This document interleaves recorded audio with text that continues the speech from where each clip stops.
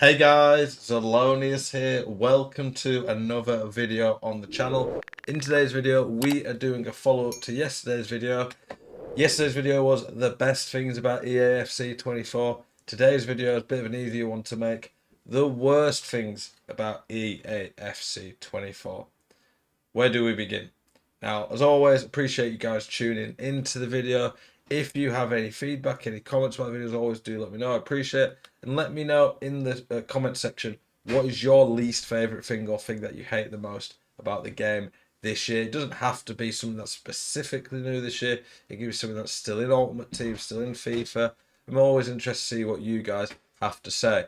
So, the first place to start for me is going to be the prices. So, prices of players, it's made it absolutely insane to get some of the top end players. And I know every year this is a bit the case, but it's gone even worse this year. Look at Van Dijk last year around this time was around 1.82 million for his team of the year centre back. He's extinct this year. Mbappe, extinct. Bellingham, as amazing a midfielder as he is, 9 million coins or 8.5 million for a centre mid. That is more than what team of the year attackers, like the top end team of the year attackers, used to cost.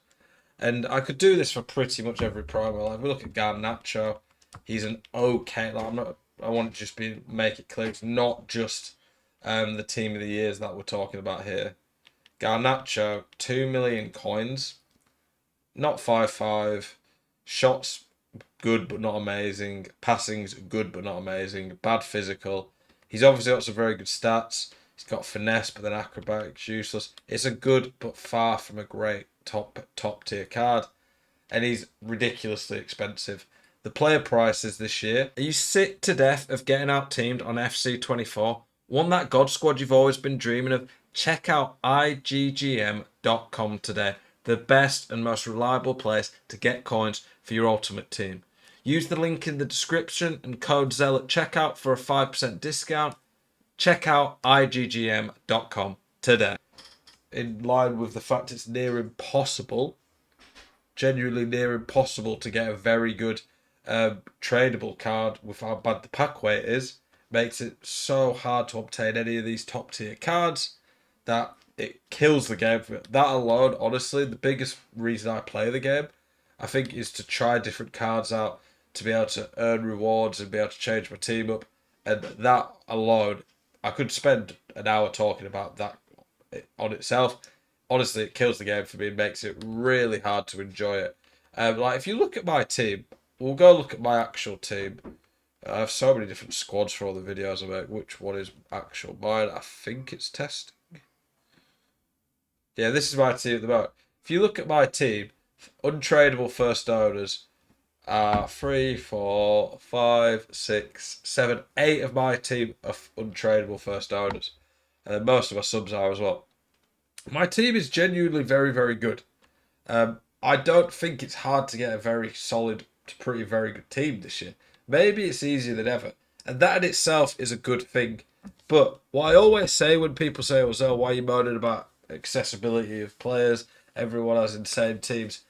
Everyone does have pretty good teams, but how many people have remotely close to the best teams in the game? Probably the lowest it's ever been. That's because it's so inaccessible at this point of the game, I would say. And it shouldn't be halfway through the cycle. Someone who, like me, spent half a pound, gets rank 1 every week, and plays the game like mad, should even be able to afford one team of the year. Like, that is an issue, in my opinion, and indicative of awful game design. The only reason people have really good teams now is because everything's untradeable, and the mode is called Ultimate Team. Is it really your ultimate team if it's just a bunch of untradeables that you've kind of been forced and streamlined towards? How bad is team diversity this year? You pretty much only play against the top SBCs, and then people tend to have 1 or 2 good icons that they've got from player picks. For me, that's awful. I don't want to just play against the same players every game. I want to be able to think, if I grind this game, that I'm actually going to be able to afford some good players. So team variety, being forced into untradeable teams. Like my only player of pretty decent value here, maybe 2, is Xavi and Cole Palmer in terms of tradable cards. And I've honestly not wasted a lot of coins on untradeable players. I've just been got so many untradeable cards because that seems where most of the packs are at this point of the game. For me, the card diversity in promos this year in terms of all the options of cards brilliant, but that's completely irrelevant when the cards are unbuyable. It won't let me go and look at the store because of uh, this is something I always hate on FIFA. I think it's awful. The duplicate system. I've seen people praising the duplicate exchange. That shouldn't even have to be a thing. But the store packs this year, I like the store packs as a concept, but the fact they're pretty much the only way to get a good pull and they're extortionate, I really don't like that. The season things, I talked about that in yesterday's video, they're now starting to annoy me because the packs in them, they're not good enough and they should be a lot better. These type of stuff at the start of the season were better. I feel like they've gone backwards a bit on these. They don't update milestones, foundations, blah blah blah. And honestly, these stuff tend to be a bit better than what they've been on previous years, and I still think they're pretty bad.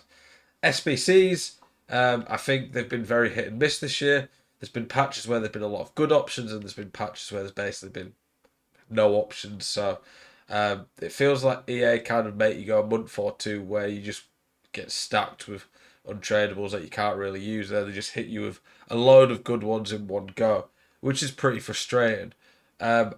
One thing that I haven't mentioned yet, and it's probably, in my opinion, the most important thing of the game, is the gameplay.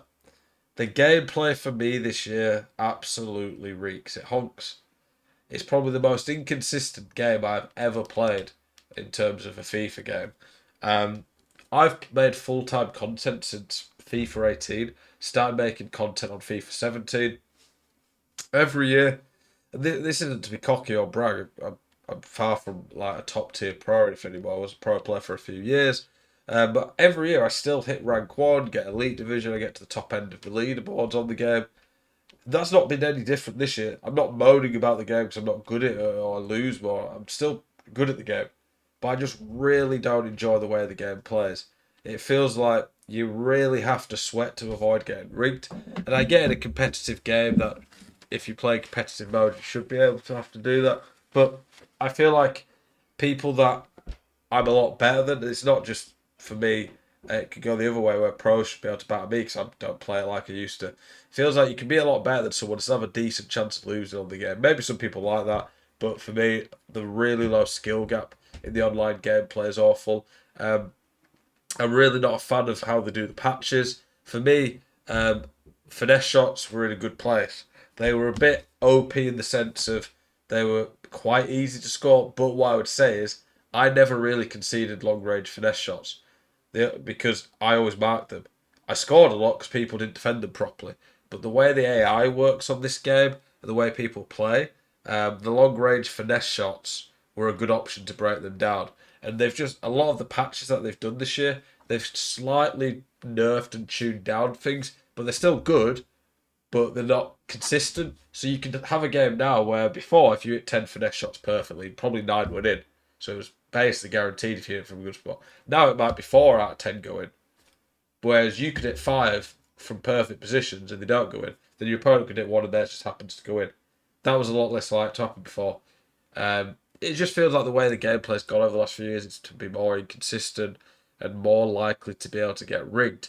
So it's pretty frustrating for me. I would love. I streamed earlier today a video game I've been playing recently called Last Epoch. It's a little bit like Diablo. I've been playing that a lot over the last week.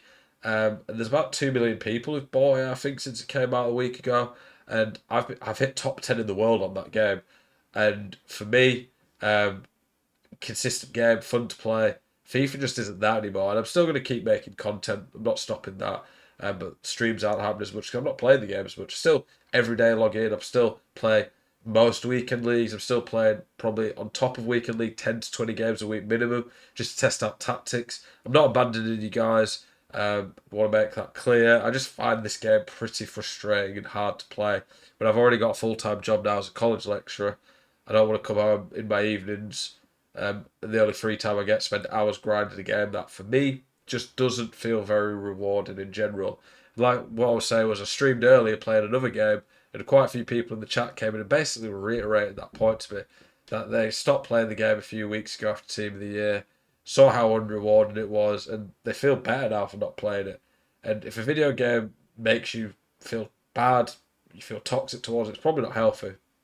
Um, Obviously, I want the game to be good. The better the game is, the more successful my coach and YouTube stream is, and I make more money. But I would encourage people, even though this isn't good for my channel, if you do not enjoy this year's game, and getting fed up with it, maybe take a break. I appreciate everyone who watches my channel, supports me over the years. Really does mean a lot. I'm trying to think if there's any other major things that really stand out about the game to talk about in terms of things that I really dislike. Um, Honestly, probably one would be like the stupid mistakes for that Team of the Year Messi. EA just constantly do these every year. It just screws people over. I've had a bit of a blank. There's absolutely loads you could probably say. I don't want to make this into an hour-long video soon, but appreciate you guys watching the video. Do let me know if you guys have any other thoughts. As always, keep it spicy. Appreciate you guys. Peace.